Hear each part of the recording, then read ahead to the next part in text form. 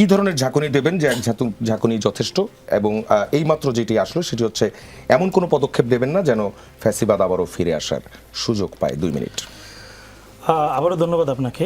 দেখুন, জামাত ইসলামী সাধারণ মানুষের চিন্তাটাকে সবসময় সমাজের সামনে উপস্থাপন করার চেষ্টা করে। সাধারণ মানুষ বিএনপিকে এখন কিভাবে বিচার করবে? দেখুন, গত 17 বছর সাধারণ মানুষ বঞ্চিত ছিল। এই বাঞ্ছনার কারণে সাধারণ মানুষ এত বেশি তিক্ত, বিরক্ত, তারা তাদের এই সংস্কারগুলোকে, সমাধানগুলোকে দ্রুত দেখতে চায়। সেই চিন্তাটা জামাত ইসলামী লালন করে। দেখুন, বিএনপি সরকার এসেই কি করলো? জ্বালানির মূল্য নানা কারণে বৃদ্ধি পেয়েছে, বিদ্যুতের মূল্য বৃদ্ধি পেয়েছে, গ্যাসের মূল্য বৃদ্ধি পেয়েছে।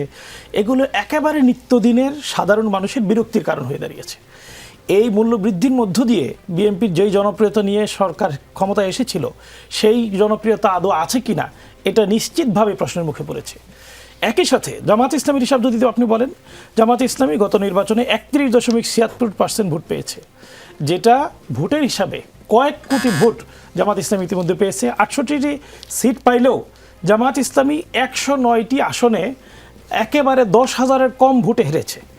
যদি পরিসংখ্যানগত চিন্তাগুলো দেখেন, জামাত ইসলামের এই কোটি কোটি ভোটার, এর মধ্য দিয়ে মূল্যবৃদ্ধির কারণে মানুষের এই সরকারের প্রতি আস্থার ঘাটতি, পাশাপাশি আমি কয়েকটা বিষয় বর্তমান সরকারের একেবারে স্পষ্ট করে বলতে চাই। সেটা হলো প্রশাসন।